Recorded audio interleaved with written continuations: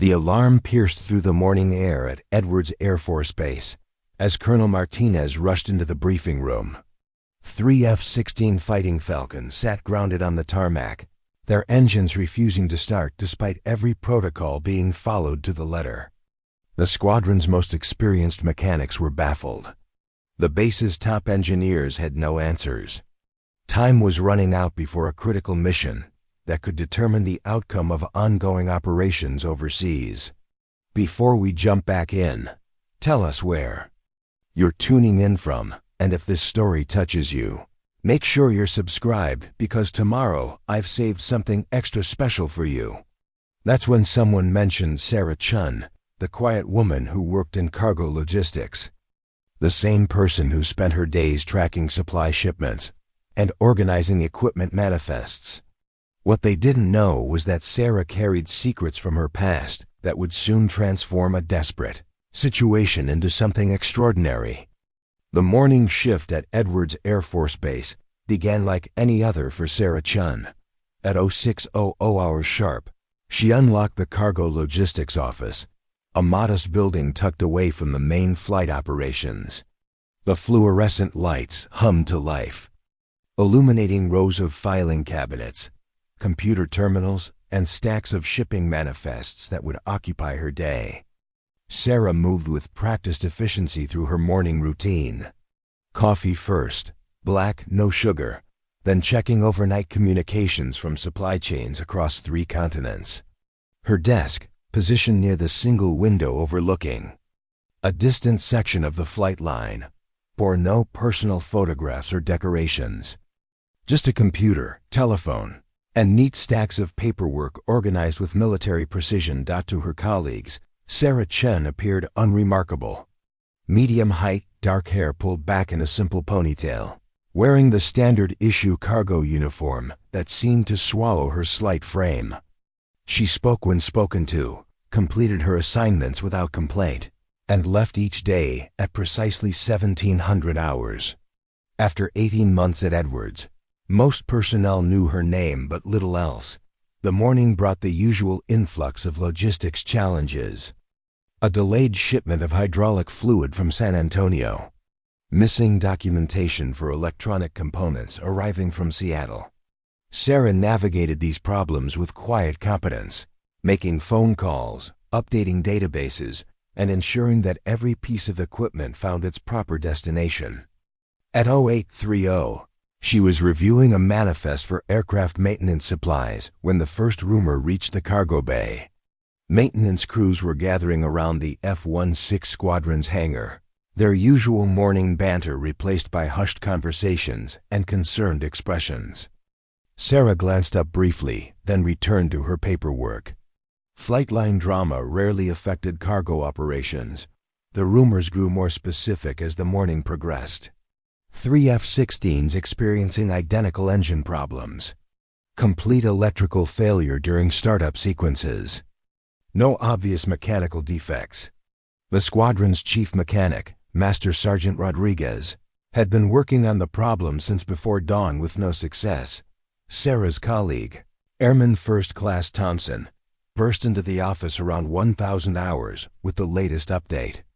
"They're calling in specialists from Nevada," he announced breathlessly. "Whatever's wrong with those Falcons has got everyone spooked." Colonel Martinez is pacing the hangar like a caged tiger. "Equipment failure happens," Sarah replied without looking up from her computer screen. "They'll figure it out." But Thompson wasn't finished. "Here's the weird part. All 3 jets were fine yesterday during pre-flight checks. Perfect condition. Then this morning, nothing. Like someone flipped a switch and killed all their electrical systems simultaneously." This detail caused Sarah to pause. She turned toward Thompson, her expression neutral but attentive. "Simultaneous failure across multiple aircraft? That's what Rodriguez says. Identical symptoms on all 3 birds. No warning indicators, no gradual degradation. Just complete electrical death." Sarah nodded slowly and returned to her work, but her mind had shifted to a different frequency. Simultaneous electrical failures didn't happen naturally in modern fighter aircraft. The F-16 systems were too. Sophisticated, too well protected against common malfunctions. If 3 jets experienced identical problems overnight, something else was at work. The morning stretched into afternoon with no resolution. Sarah completed her assigned tasks while monitoring the situation through overheard conversations and casual inquiries. By 1400 hours, the base's entire maintenance infrastructure had focused on the grounded F-16s. Specialists from Nellis Air Force Base had arrived with diagnostic equipment. Engineers from Lockheed Martin were en route from Fort Worth. During her lunch break, Sarah walked past the F-16 hangar. Through the open doors, she observed a scene of controlled chaos.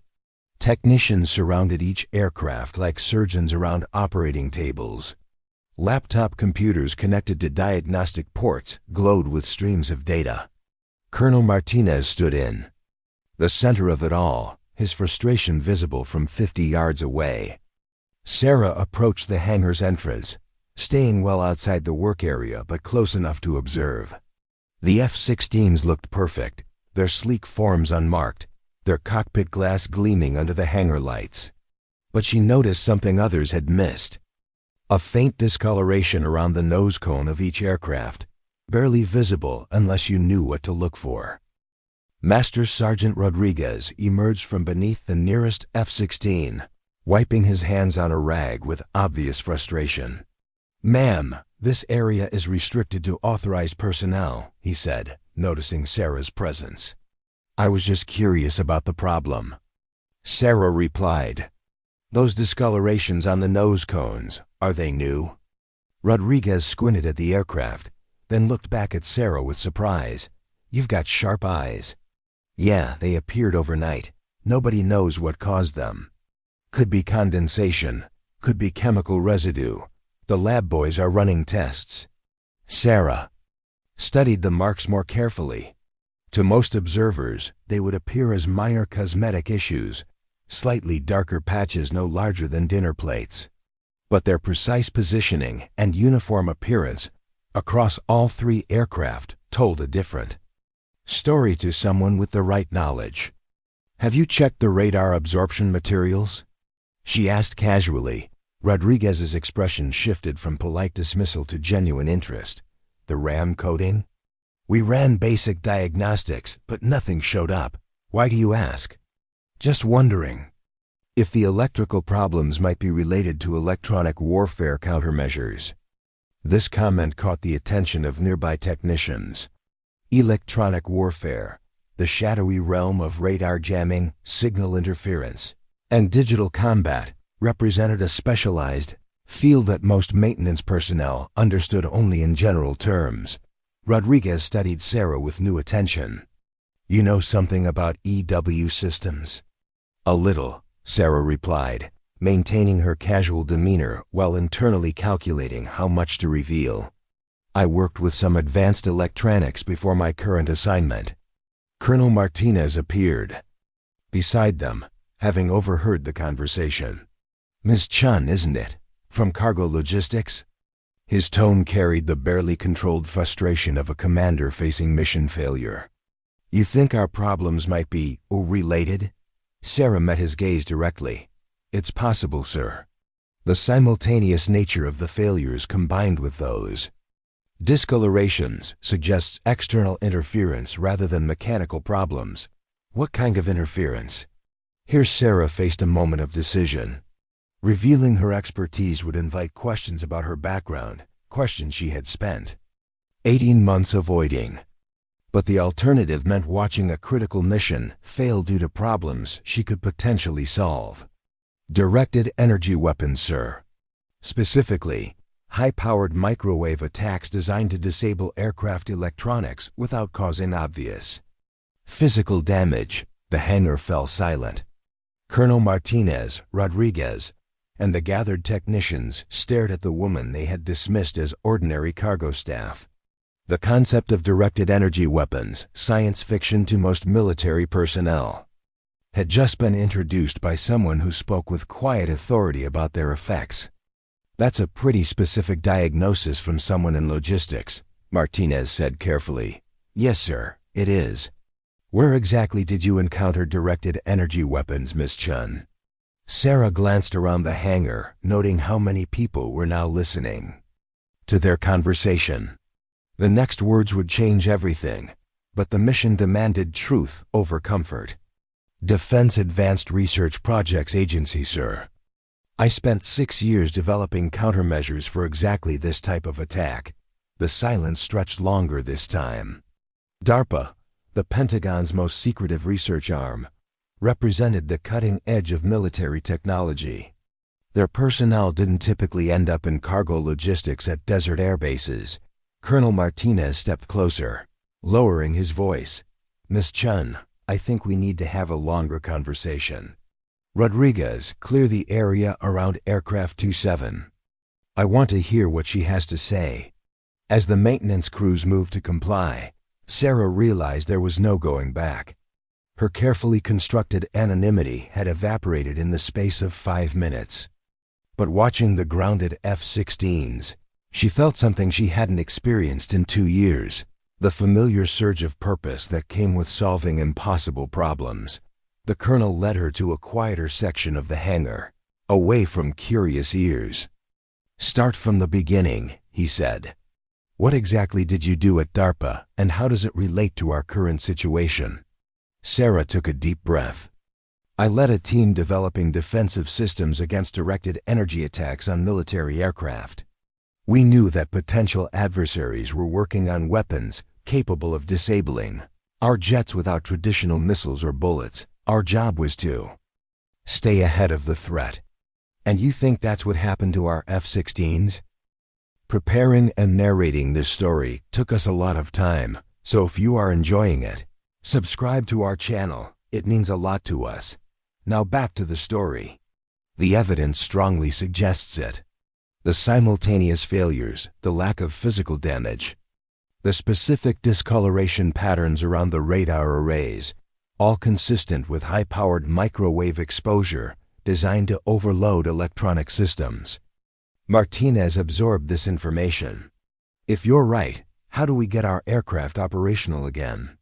That depends on the extent of the damage and whether I can access the right diagnostic tools. But first, we need to understand how this attack was delivered. HPM weapons require significant power and proximity. Someone got very close to your aircraft with sophisticated equipment. The implications of Sarah's words settled over the hangar like a heavy blanket. If she was correct, Edwards Air Force Base had been penetrated by hostile forces using advanced weapons to neutralize American military capability. The grounded F-16s represented not just a maintenance problem, but a potential act of warfare. Colonel Martinez studied Sarah's face, searching for any sign of deception or uncertainty. Instead, he found the calm confidence of someone who had spent years dealing with problems that existed at the intersection of science and national security. Ms. Chun, he said finally, I'm going to ask you to do something that goes far beyond your current job description. Are you willing to help us get these aircraft back in the air? Sarah looked at the disabled F-16s, their sleek forms representing millions of dollars of American military technology reduced to expensive sculptures by an invisible enemy.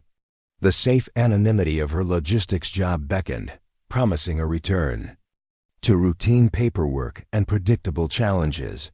But deeper than that comfort zone lay the knowledge and skills that had once made her indispensable to the nation's most classified defense programs. The expertise she had tried to leave behind was exactly what this moment demanded. Yes, sir, she said simply. I'm willing to help. The transformation had begun. Within 30 minutes, the F-16 hangar had transformed into something resembling a war room.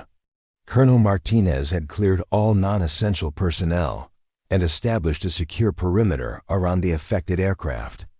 Sarah found herself at the center of an impromptu briefing with the base's senior staff, a position she hadn't occupied since leaving her classified research role 2 years earlier. Major Patricia Williams, the base intelligence officer, arrived with a tablet full of questions and an expression of barely concealed skepticism. Dr. Chun, she began, emphasizing the title that Sarah's personnel file had somehow failed to mention. Your security clearance expired 18 months ago. How do we know your assessment is accurate? Sarah accepted the challenge calmly. You don't. But you can verify my analysis by examining the crystalline structure of the radar absorption materials using electron microscopy. HPM attacks leave distinctive molecular signatures that conventional electrical failures don't produce. Williams made notes on her tablet. Assuming you're correct about the weapon type, what's your assessment of the threat level? Severe. The precision required for simultaneous attacks on multiple aircraft indicates advanced targeting systems and significant operational planning. This wasn't a random probe or equipment test. Someone wanted to disable your F-16 Squadron specifically. The room fell silent as the implications sank in. Edwards Air Force Base served as a testing facility for America's most advanced military aircraft.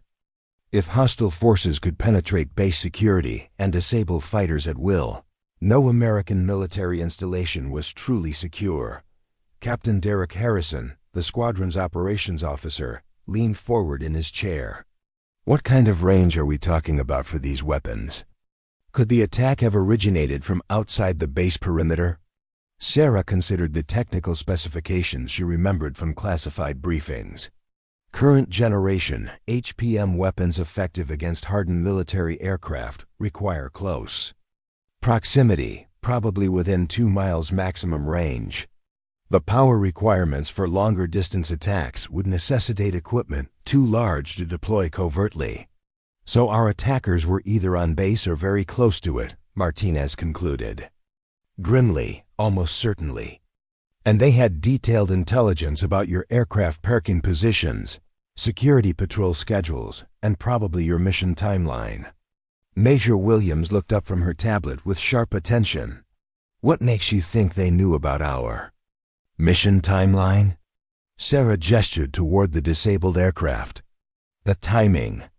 Your F-16s were scheduled for a critical deployment, correct? The attack occurred at the optimal moment to cause maximum mission disruption while avoiding immediate detection. That level of coordination suggests inside knowledge. The possibility of internal security breaches cast a shadow over the assembled officers. Each began mentally reviewing their personnel, wondering who might have access to sensitive flight schedules and operational details. Colonel Martinez broke the uncomfortable silence. Dr. Chun, what do we need to get our aircraft operational? Again? First, comprehensive damage assessment using specialized diagnostic equipment. Standard maintenance tools won't reveal the full extent of HPM-induced failures. Second, replacement of all affected electronic components, and I mean everything that showed even marginal degradation. HPM damage often appears gradually as systems fail under stress. How long for complete restoration? Sarah calculated the logistics involved. With the right parts and personnel, 48 hours minimum. But that assumes we can identify all affected systems and that replacement components are immediately available. Captain Harrison shook his head. We don't have 48 hours. The deployment window closes in 36 hours maximum. Then we need a different approach, Sarah replied. Instead of full restoration, we focus on temporary hardening and minimal system functionality. Get the aircraft airworthy for immediate deployment, then conduct complete rebuilds after mission completion. Major Williams studied Sarah with new respect. You've done this before. Similar situations, different aircraft.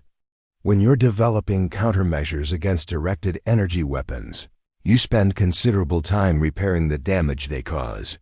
Martinez made his decision. Dr. Chun, I'm temporarily reassigning you to flight operations as a technical consultant. Master Sergeant Rodriguez will provide whatever support you need.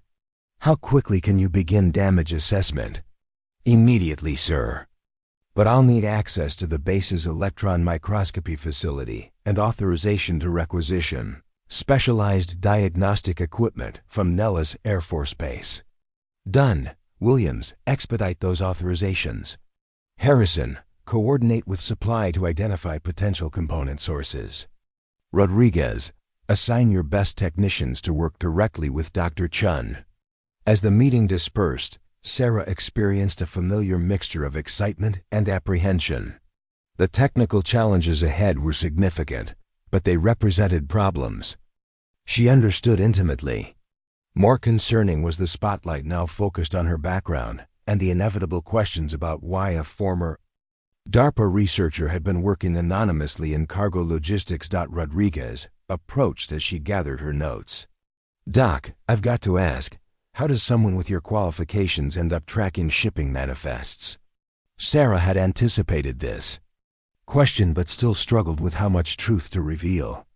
Sometimes you need to step away from high-pressure environments for personal reasons. Cargo logistics offered stability and anonymity. And now you're back in the deep end. Looks that way. Rodriguez studied her expression, recognizing something familiar in her demeanor. I've seen that look before.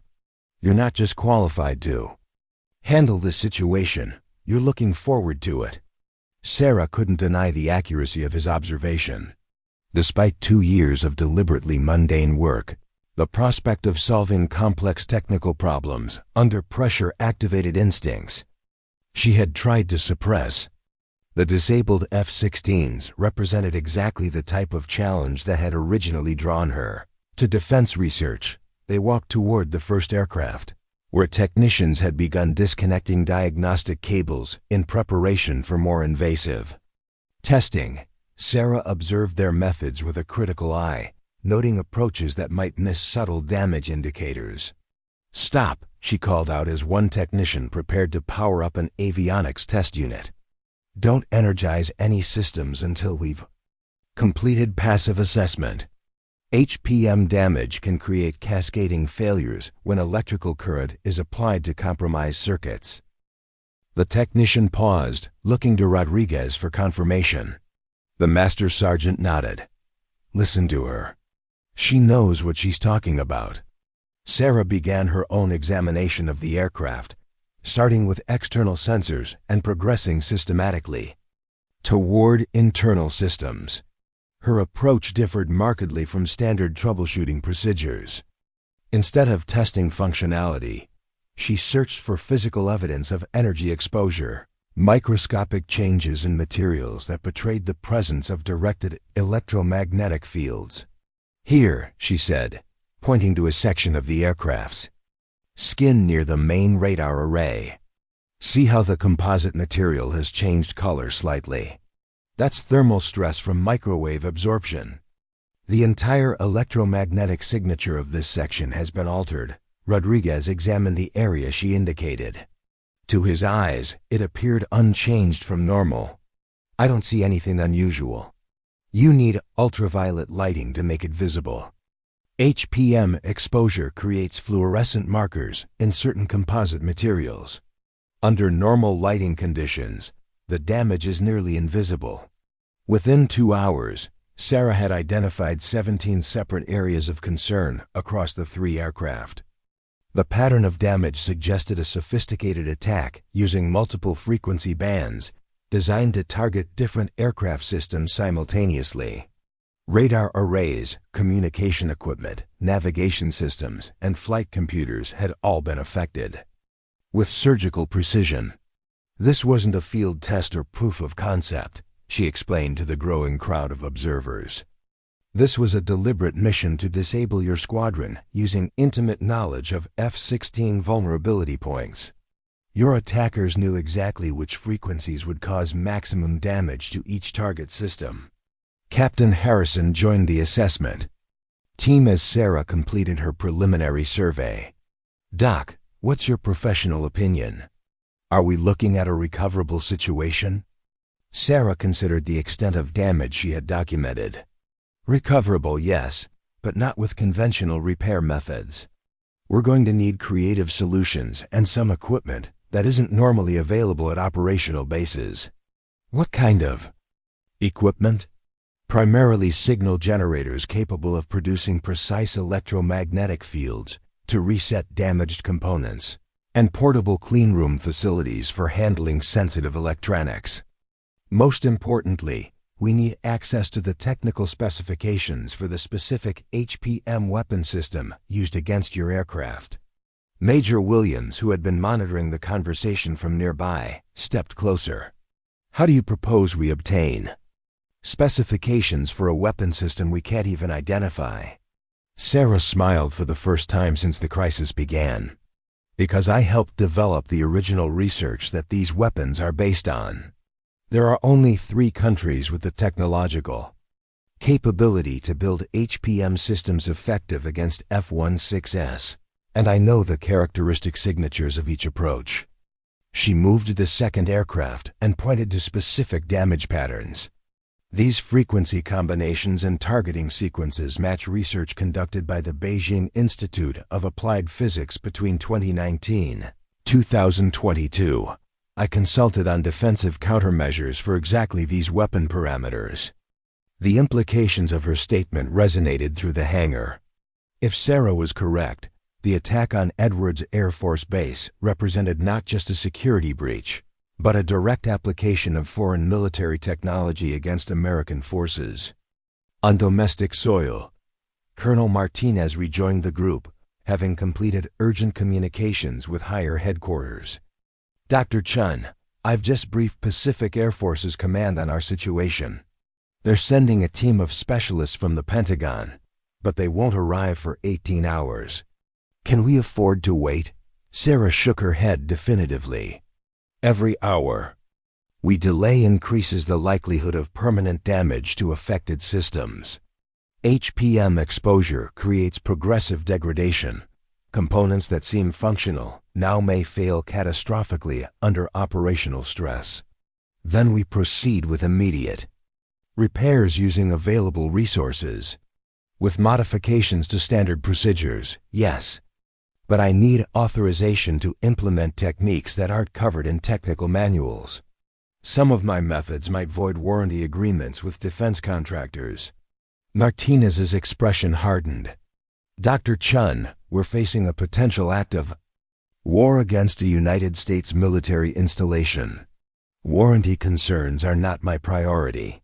You have full authorization to do whatever is necessary to restore these aircraft to operational status. The words Sarah had hoped to hear finally arrived. For the first time in 2 years, she was free to apply her full expertise without bureaucratic constraints or security restrictions. The disabled F-16s represented more than damaged aircraft. They were a direct challenge to her professional capabilities and, by extension, American military technological superiority. Understood, sir. Let's get to work. The next 12 hours transformed Edwards Air Force Base into a hub of controlled chaos. Sarah had divided the hangar into 3 distinct work zones, each focused on a different aspect of the recovery operation. The methodical approach she implemented bore little resemblance to standard military maintenance procedures, drawing instead from her experience with experimental aircraft and prototype systems. At 0300 hours, she stood before a whiteboard covered in electromagnetic frequency charts, component diagrams, and repair timelines. The assembled team of technicians, engineers, and specialists looked exhausted but focused. Sleep had become a luxury none could afford. The fundamental challenge, Sarah explained, pointing to a complex waveform diagram, is that HPM weapons don't just damage components. They alter the basic electrical properties of materials at the molecular level. Standard replacement won't work because the surrounding systems have been compromised in ways that traditional diagnostics can't detect. Sergeant First Class Maria Santos, a communications specialist borrowed from the base's electronic warfare unit, raised her hand. Dr. Chun, you mentioned signal generators earlier. How exactly do we use them to repair damaged circuits? Sarah moved to the nearest F-16. where panels had been removed to expose banks of electronic equipment. We're going to reverse engineer the attack by applying precisely calibrated electromagnetic fields to restore normal electrical conductivity. Think of it as electromagnetic physical therapy for damaged components. The concept sounded like science fiction to most of the assembled personnel, but Sarah's confidence and detailed technical explanations gradually convinced even the skeptics. She began demonstrating the technique on a damaged navigation computer, using a portable signal generator that had arrived from Nellis Air Force Base 3 hours earlier. The key is understanding that different materials respond to different frequency combinations, she continued while adjusting the generator's settings. Composite structures require one approach, while silicon-based semiconductors need completely different parameters. Master Sergeant Rodriguez watched the process with fascination. In 30 years of aircraft maintenance, he had never seen anything resembling Sarah's methods. "Doc, where did you learn to do this? I mean, specifically." Sarah paused her work on the navigation computer. The question touched on classified programs she wasn't authorized to discuss, even under current circumstances. DARPA maintains a facility in Nevada where we tested defensive countermeasures against every conceivable electronic warfare threat. Part of that testing involved learning how to repair damage caused by weapons we were trying to defend against. "And this actually works?" In response, Sarah connected a diagnostic cable to the navigation computer she had been treating. The unit's display flickered to life, showing normal startup sequences for the first time in 18 hours. The gathered technicians stared in amazement as systems they had written off as permanently damaged began functioning normally. "It works," she said simply, "but it's time-intensive and requires precise calibration for each component. We have 24 hours to treat approximately 300 affected systems across 3 aircraft." The mathematics of the situation sobered everyone present. Even working around the clock, they would need to complete repairs at a rate that seemed impossible given the complexity. Sarah had demonstrated. Captain Harrison approached the work area, having spent the night coordinating with supply chains and higher headquarters. "Dr. Chun, I've got good news and bad news. The good news is that Washington has approved emergency procurement for any equipment you need. The bad news is that Pacific Command has moved up our deployment timeline by 6 hours. Sarah absorbed this information without visible reaction, though internally she recalculated the entire repair schedule.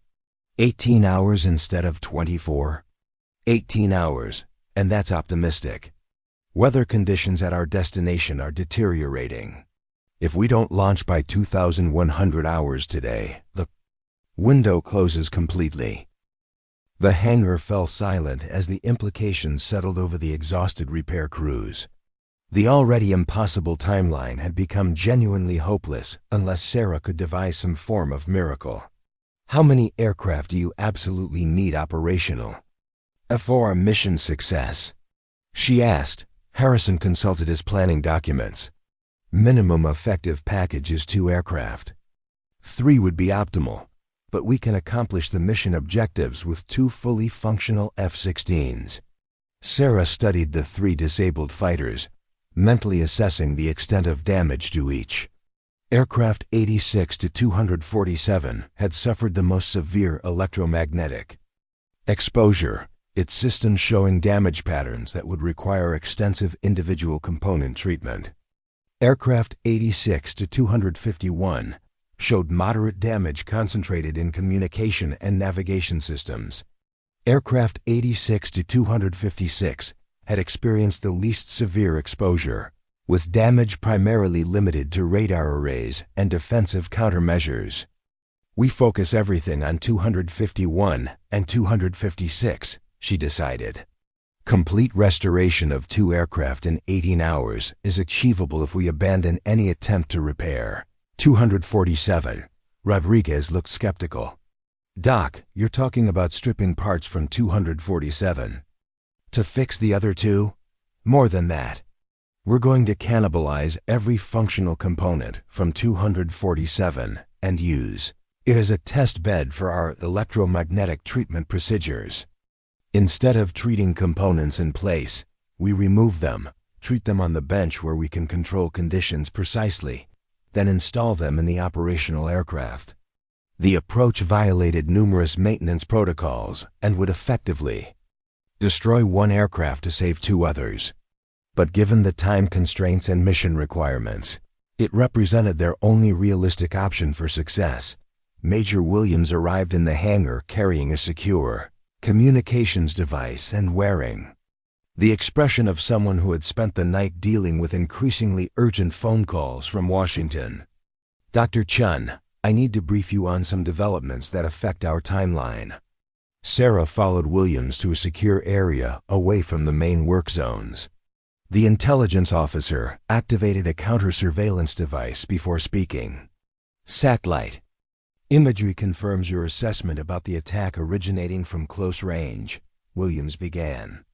"We've identified tire tracks and equipment signatures consistent with a mobile HPM platform approximately 1 mile southeast of the base perimeter. The attack was conducted from outside the fence line, but barely. Any identification of the attackers? That's where things get complicated. The equipment signatures match Chinese military research programs, but the operational techniques suggest Russian special forces training. We're looking at a joint operation or technology transfer between potential adversaries." Sarah considered the implications. "What's the current threat assessment? Are we expecting follow-up attacks? Unknown. But here's what has everyone in Washington concerned. The attack occurred exactly 12 hours before our scheduled deployment to counter Chinese naval exercises in the South China Sea. The timing strongly suggests that disabling our F-16 squadron was intended to prevent our participation in those operations." The strategic picture suddenly became clear. The attack on Edwards wasn't random or experimental. It was a calculated effort to remove American air power from an emerging international crisis. The disabled F-16s represented more than damaged aircraft. They were casualties in an undeclared war being fought with invisible weapons. "Major, does this change our mission parameters?" Williams nodded gravely. "It elevates everything. What started as a routine deployment has become a test of American resolve in the face of direct attacks on our military capabilities. Failure to deploy on schedule would signal that advanced weapons can successfully neutralize our response capabilities." The weight of responsibility settled over Sarah like a physical presence. 2 years ago, she had left the defense research community partly to escape exactly this type of pressure. Situations where her technical expertise directly influenced national security outcomes. Now she found herself at the center of a crisis that could shape international relations for years to come. "I understand," she said quietly. "We'll have 2 aircraft ready for deployment." Returning to the work area, Sarah implemented her new strategy with ruthless efficiency. Aircraft 247 became a donor. Its functional components carefully removed and tested before installation in the 2 aircraft designated for restoration. The electromagnetic treatment process, refined through hours of experimentation, began producing consistent results across different component types. Sergeant Santos emerged as a quick study in Sarah's unconventional techniques, demonstrating an intuitive understanding of the electromagnetic principles involved. "Dr. Chun, I think I can set up a parallel treatment station for communication equipment while you focus on flight systems." "Excellent. But remember, never energize a treated component until it's been isolated from surrounding systems. The electromagnetic fields we're using can cause unexpected interactions with damaged circuits." By 1200 hours, their progress had attracted attention from across the base. Word of the mysterious cargo worker who was performing miracles on disabled fighter aircraft had spread through the military communication networks that connected Edwards to the broader defense establishment. Sarah found herself fielding phone calls from Pentagon officials, defense contractors, and research institutions, all seeking to understand the techniques she was employing. Colonel Martinez shielded her from most of these distractions, recognizing that her focus needed to remain on the immediate repair challenges. But he couldn't prevent the growing realization that Sarah's expertise represented a strategic asset that the Air Force had allowed to slip into obscurity. "Dr. Chun," he said during a brief break in the repair work, "when this crisis is resolved, we need to have a serious conversation about your future assignment. The Air Force can't afford to have someone with your capabilities working in cargo logistics." Sarah continued adjusting the signal generator she was using to treat a damaged flight computer. "Colonel, I chose cargo logistics for specific reasons. High-visibility assignments come with pressures I'm not sure I want to experience again. I understand that sentiment, but circumstances have a way of choosing us regardless of our preferences." The truth of his statement was becoming undeniable. Sarah's attempt to fade into anonymity had lasted exactly 18 months before crisis thrust her back into the spotlight.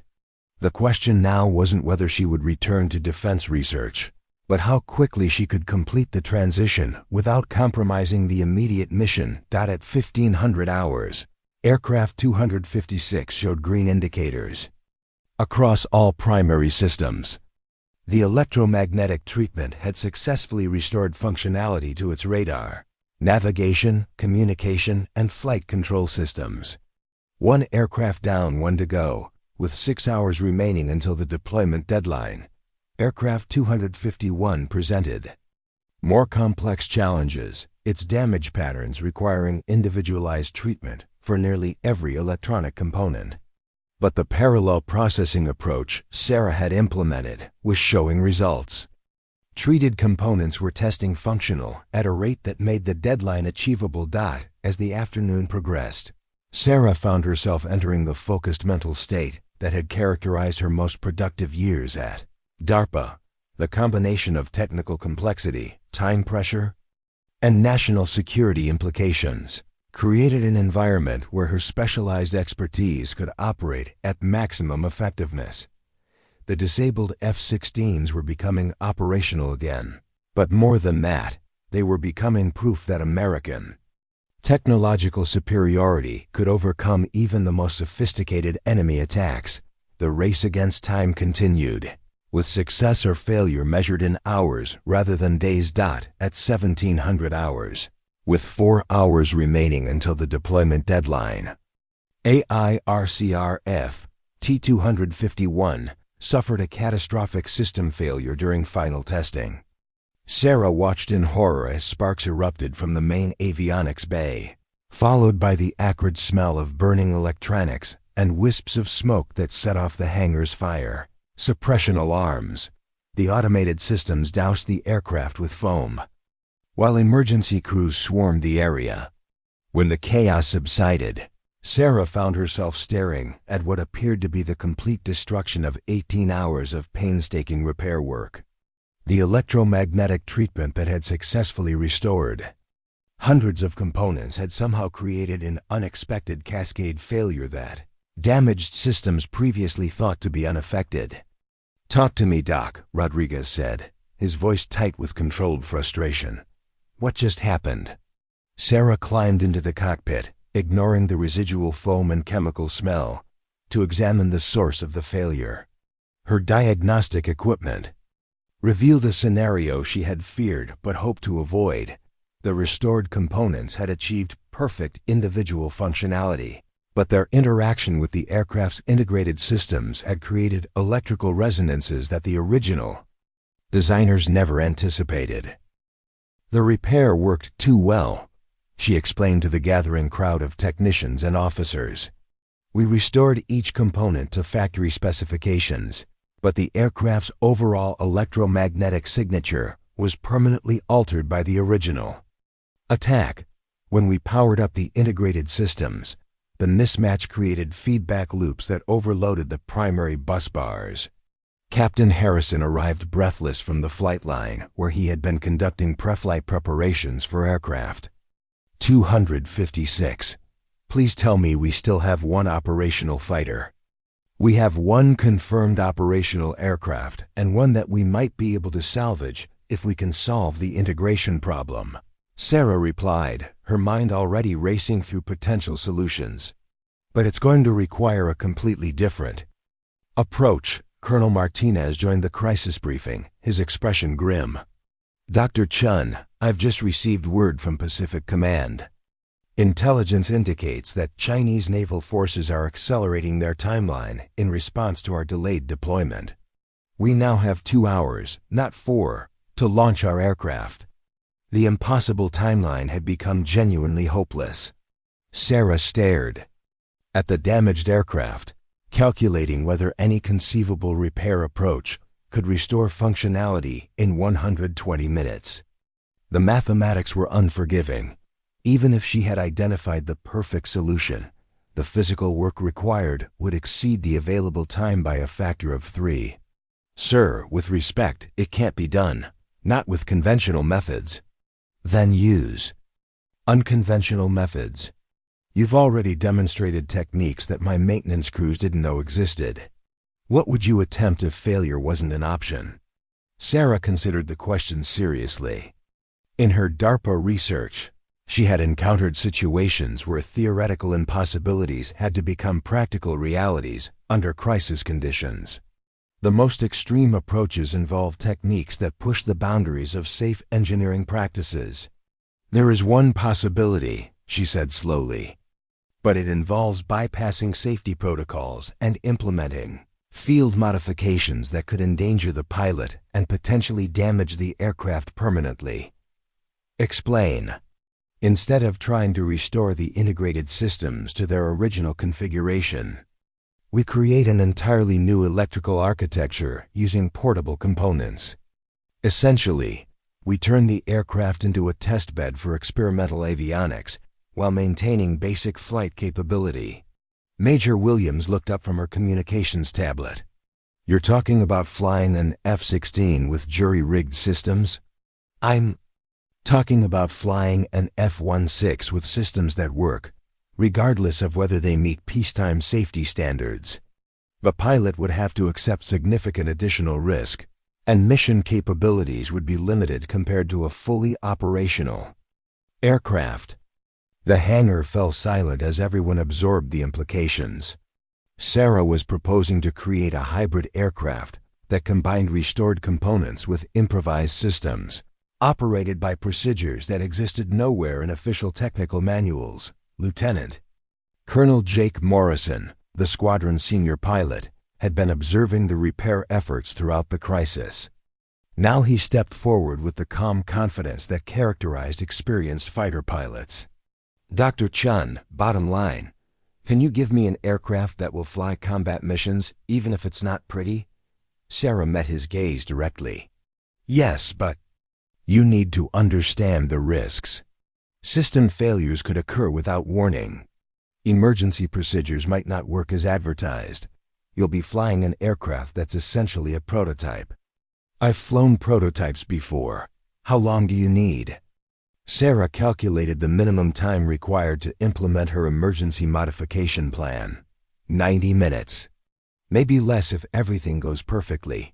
Morrison nodded to Colonel Martinez. Sir, request permission to accept Dr. Chun's modifications and fly the mission with whatever she can give me. Martinez hesitated, weighing the risks of sending a pilot into combat with an untested aircraft against the strategic implications of mission failure.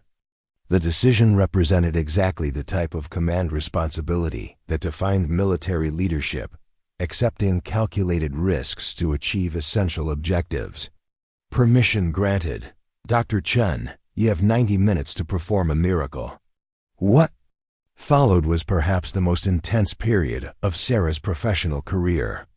Working with a team of volunteers who understood they were attempting something unprecedented, she began implementing modifications that transformed the damaged F-16 into something that had never existed before, The approach involved bypassing damaged primary systems and routing critical functions through portable equipment that could be installed quickly without extensive integration testing.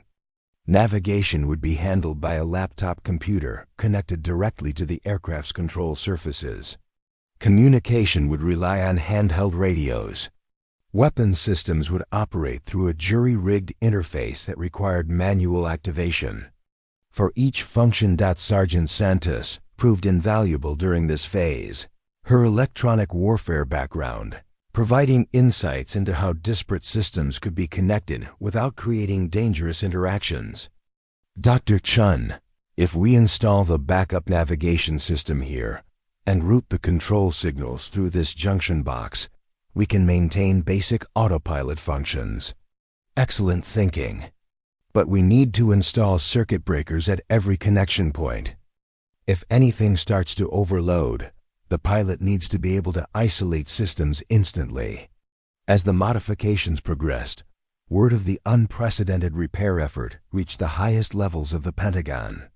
Sarah found herself briefing 4-star generals via secure video conference while simultaneously directing the installation of experimental avionics equipment. Dr. Chun, said General Patricia Hayes, Commander of Pacific Air Forces, I need your honest assessment.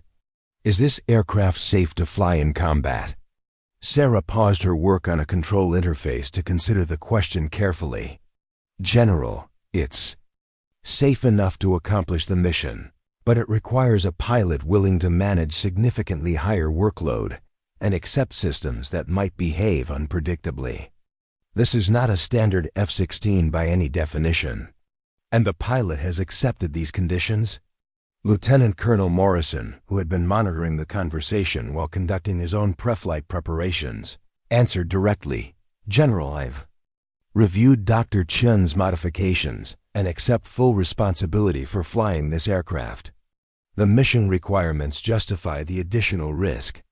General Hayes studied both Sarah and Morrison through the video link, recognizing the type of dedication and expertise that occasionally emerged during genuine crises. Very well. Dr. Chun, you're authorized to complete your modifications.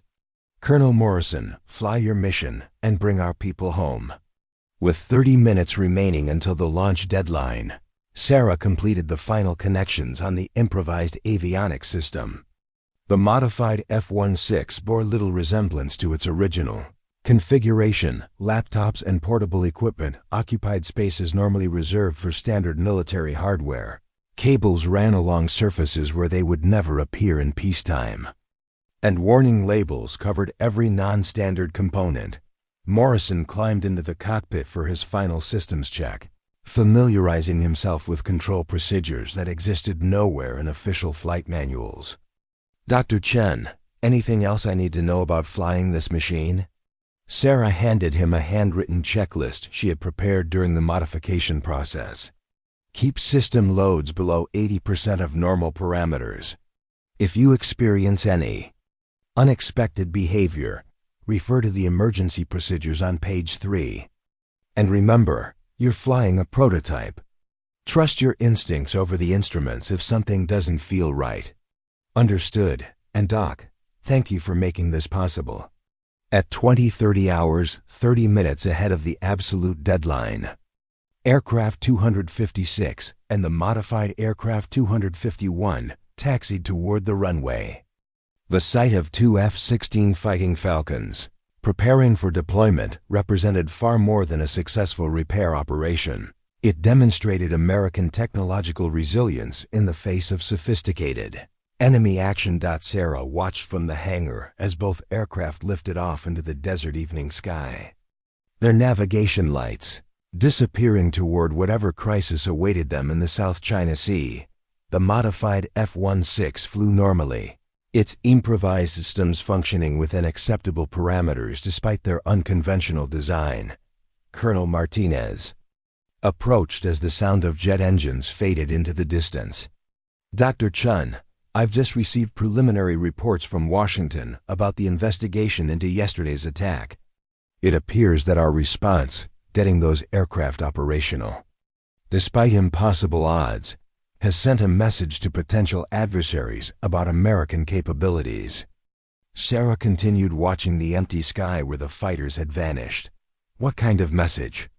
That attacking our military assets with advanced weapons won't achieve the desired strategic effects. That we have people capable of overcoming any technical challenge they can present. That might be more valuable than the specific mission those pilots are flying. The words carried implications that extended far beyond the immediate crisis.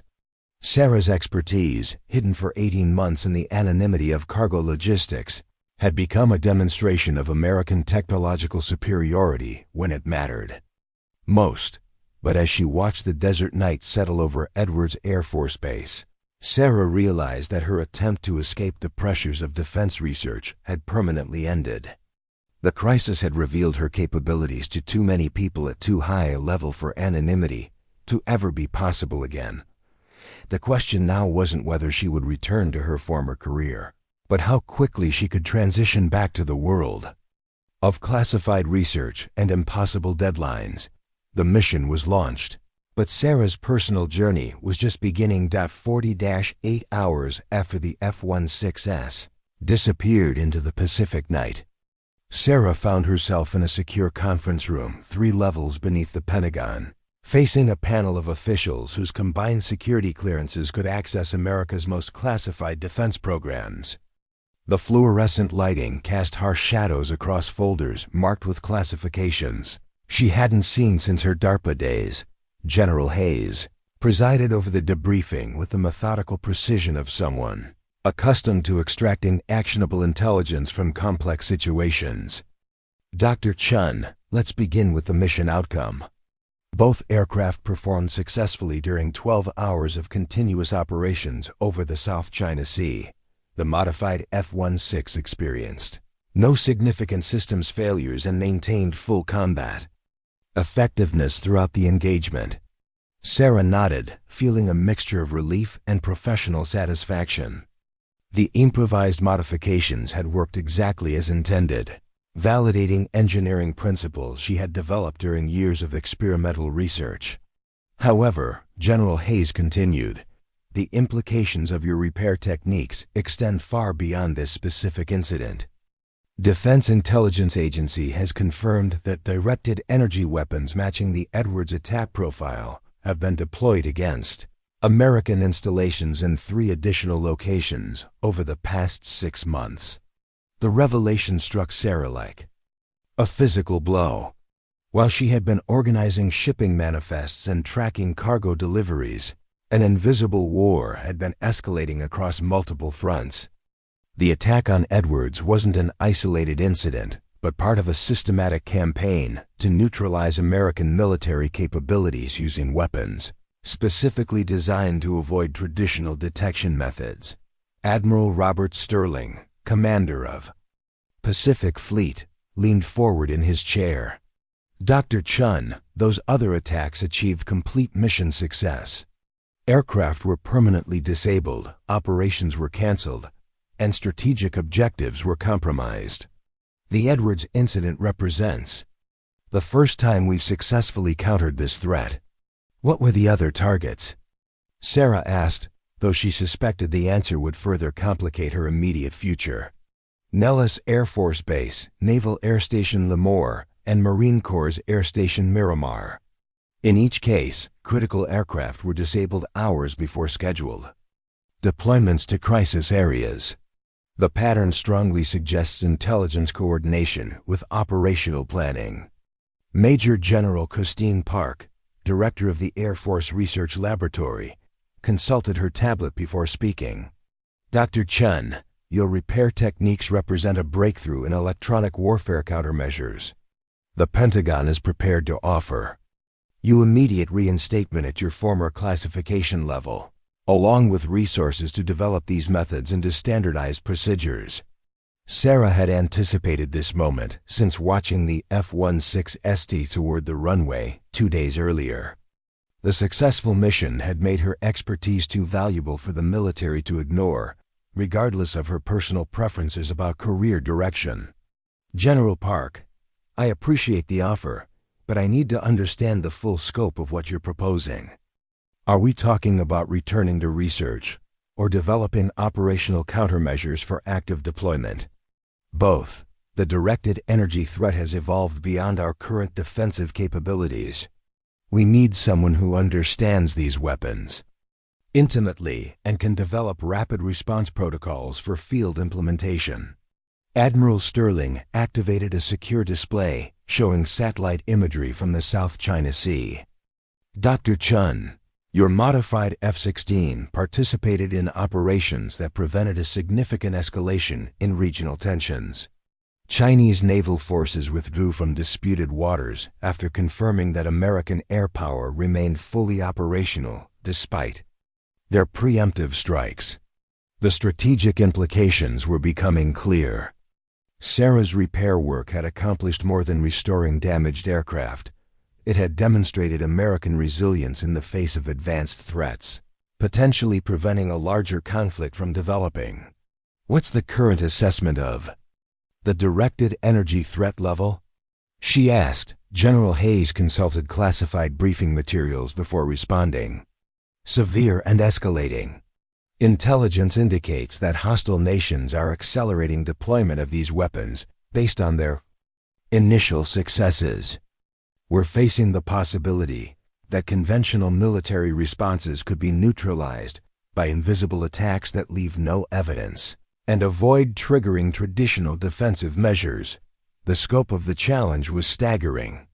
Sarah realized she was being asked to develop countermeasures against an entire category of weapons that represented a fundamental shift in the nature of military conflict. The comfortable anonymity of cargo logistics suddenly seemed like a distant memory. Dr. Amanda Foster, Sarah's former supervisor at DARPA, had been observing the briefing in silence until now. Sarah, I know you left the program for personal reasons, and I respect those decisions. But the threat environment has changed dramatically.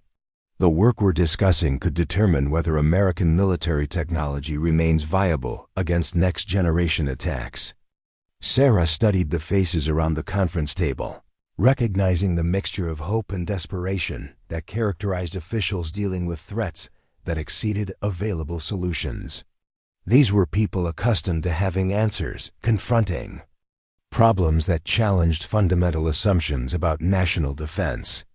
If I accept this assignment, what kind of timeline are we discussing? Immediate deployment, General Park replied. We're establishing a joint task force combining Air Force, Navy, and DARPA resources.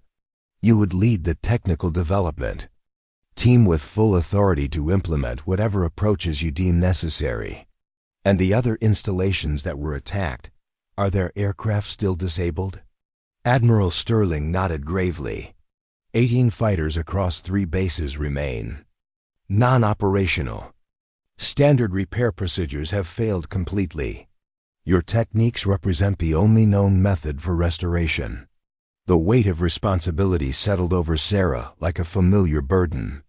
18 disabled aircraft represented hundreds of millions of dollars in military hardware and, more importantly, significant degradation of American defense capabilities. The success at Edwards had proven that restoration was possible, but only through methods that she alone had developed and demonstrated. There's something else you need to consider, Dr. Foster added. Intelligence suggests that hostile forces are studying our response to the Edwards attack. They're trying to understand how we overcame their weapons effects. Every day we delay countermeasure development increases their opportunity to adapt their tactics. Sarah realized she was facing the same type of technical arms race that had originally drawn her to defense research, a competition where American technological superiority could only be maintained through continuous innovation under extreme pressure. What resources would be available for this task force? General Hayes smiled for the first time during the briefing. Unlimited. The President has signed a classified directive authorizing whatever expenditures are necessary to counter the directed energy threat. Personnel, equipment, facilities, anything you require will be made available immediately. The offer represented everything Sarah had walked away from 2 years earlier: unlimited resources, classified authority, and the pressure of knowing that national security depended on her expertise. But it also represented the opportunity to solve problems that no one else could address, using skills that had been dormant during her time in cargo logistics. "I have conditions," she said finally. "Name them," General Park replied. "First, I want Master Sergeant Rodriguez and Sergeant Santos assigned to the technical team. They proved invaluable during the Edwards crisis and understand the practical implementation of my methods. Second, I want access to the original attack sites to conduct detailed forensic analysis. Third, I need assurance that this assignment won't involve endless bureaucratic oversight that slows actual progress." General Hayes exchanged glances with the other officials before nodding. "All conditions accepted. Dr. Chun, welcome back to the defense research community." As the briefing concluded and security personnel began collecting classified materials, Sarah experienced the familiar mixture of excitement and apprehension that had characterized her most productive years at DARPA. The technical challenges ahead were significant, but they represented problems she was uniquely qualified to solve. Dr. Foster approached as the conference room emptied. "Sarah, I'm curious, what made you decide to accept? 2 years ago, you were adamant about leaving this world behind." Sarah considered the question while watching Pentagon security officers secure the classified displays. 2 years ago, I thought I could walk away from the responsibility. But watching those F-16s take off, knowing that my work had made their mission possible, I realized that some obligations transcend personal preferences. And you're prepared for what comes next. The directed energy threat represents a completely new category of warfare. We're going to be developing countermeasures against weapons that didn't exist when you left DARPA. That's what makes it interesting, Sarah replied, recognizing the return of instincts that had driven her throughout her research career. The Edwards attack taught me that these weapons have fundamental limitations. They're sophisticated, but they follow physical laws that can be understood and countered. As they walked through the Pentagon's labyrinthine corridors toward the secure elevators, Sarah reflected on how completely her life had changed in less than a week. The woman who had unlocked the cargo logistics office 6 days earlier no longer existed, replaced by someone who would soon command resources and authority at the highest levels of American defense research. The elevator carried them toward the surface, where a new chapter in Sarah's career and America's technological competition with hostile nations would begin immediately. The quiet cargo worker had become the Pentagon's most critical asset in an invisible war that would determine the future of military technology. But as the elevator doors opened to reveal the bustling activity of the Pentagon's main corridors, Sarah realized that her greatest challenges lay not in the laboratory, but in staying ahead of adversaries who were studying her every success, preparing countermeasures against the countermeasures she had yet to develop. The arms race was accelerating, and she was now at its center. She looked like ordinary cargo staff. Final part 6 months later.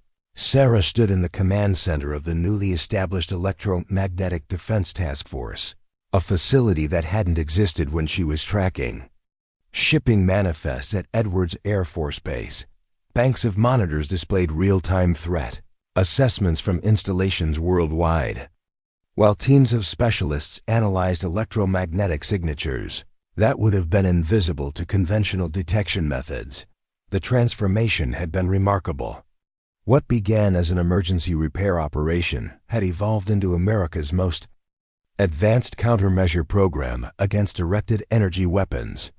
The 18 disabled aircraft from the other installations had been restored using refined versions of Sarah's techniques, while new defensive systems were being deployed to protect critical military assets. Rodriguez approached her workstation, carrying a tablet with the latest field reports. "Doc, we've got confirmation from the Pacific Fleet. The new hardening protocols prevented attempted attacks on 3 carrier groups this week. Whatever frequency combinations they're using, our countermeasures are staying ahead of them. Sarah reviewed the data with satisfaction. The electromagnetic signatures matched patterns they had predicted during laboratory testing, confirming that their defensive approach was successfully countering evolving threats. Any indication they're adapting their tactics? That's the interesting part. Intelligence suggests they've pulled back from using directed energy weapons entirely in some theaters. Apparently, the uncertainty about our countermeasures is making them reluctant to expose their capabilities. The strategic impact extended beyond simple defense. By demonstrating effective countermeasures, Sarah's team had created doubt among potential adversaries about the reliability of weapons they had considered decisive advantages. The invisible war was shifting in America's favor. Santos emerged from the secure communications area with news that brought a smile to Sarah's face. Dr. Chun, Lieutenant Colonel Morrison is inbound from his latest deployment. He specifically requested a debrief with the team that modified his aircraft. Morrison's modified F-16 had become legendary within fighter pilot communities. Despite its unconventional systems, the aircraft had completed 47 combat missions without a single failure related to Sarah's modifications. More importantly, it had proven that rapid field adaptation could overcome even the most sophisticated enemy technologies. When Morrison arrived an hour later, his enthusiasm was immediately apparent. Dr. Chun, I wanted to thank you personally for giving me an aircraft that's become the most reliable fighter in the squadron. Those laptop navigation systems you jury-rigged actually work better than the original equipment in some situations. How's the pilot workload? Sarah asked, genuinely curious about the operational reality of flying her experimental modifications. Higher than standard, but manageable once you adapt to the procedures. And honestly, having systems I can troubleshoot and repair in the field gives me confidence that I'll never be stranded by equipment failure. The conversation was interrupted by an urgent communication from the facility's intelligence section. Major Williams, now assigned as the task force's senior intelligence officer, appeared on the main display with breaking news. Dr. Chun, we've detected the largest directed energy weapon deployment attempted to date. Multiple installations across Europe are reporting coordinated attacks using power levels significantly higher than previous incidents. They're trying to overwhelm our countermeasures through brute force. Sarah studied the incoming data streams, recognizing the electromagnetic signatures of weapons that push the theoretical limits of current technology. The attacks represented a desperate escalation by adversaries who had concluded that subtle approaches were no longer effective. Assessment? She asked Williams. Mixed results so far. Our hardened installations are weathering the attack successfully, but some older facilities without upgraded defenses are experiencing equipment failures. The good news is that none of the failures appear permanent. They match patterns we can reverse using established protocols. Sarah felt the familiar surge of professional satisfaction that came with successful problem-solving under pressure. The countermeasures her team had developed were proving effective even against escalated threats, validating years of research and development work. Deploy rapid response teams to the affected installations, she ordered. Use the mobile electromagnetic treatment equipment we developed for exactly this scenario. And Williams, make sure our adversaries understand that escalation won't achieve their objectives. As the task force mobilized to address the latest crisis, Sarah reflected on how completely her life had changed since that morning when she had unlocked the cargo logistics office at Edwards. The quiet anonymity she had sought seemed like a lifetime ago, replaced by responsibility for America's defense against invisible weapons that most people couldn't imagine. Dr. Foster approached as Sarah monitored the deployment of countermeasure teams across 3 continents. Sarah, I've been watching your progress since returning to defense research. You've built something unprecedented here. a real-time response capability against threats that didn't exist 2 years ago. The threats existed, Sarah corrected. We just weren't looking for them properly. The Edwards attack taught us that our adversaries had moved beyond theoretical research into operational deployment. And your response has been remarkable. The electromagnetic defense protocols you've developed are being adopted by allied nations. You've essentially created a new category of military defense. Sarah continued watching the tactical displays as her teams worked to counter the latest attacks. The technology was important, but what mattered more was the demonstration that American ingenuity could adapt faster than enemy innovations.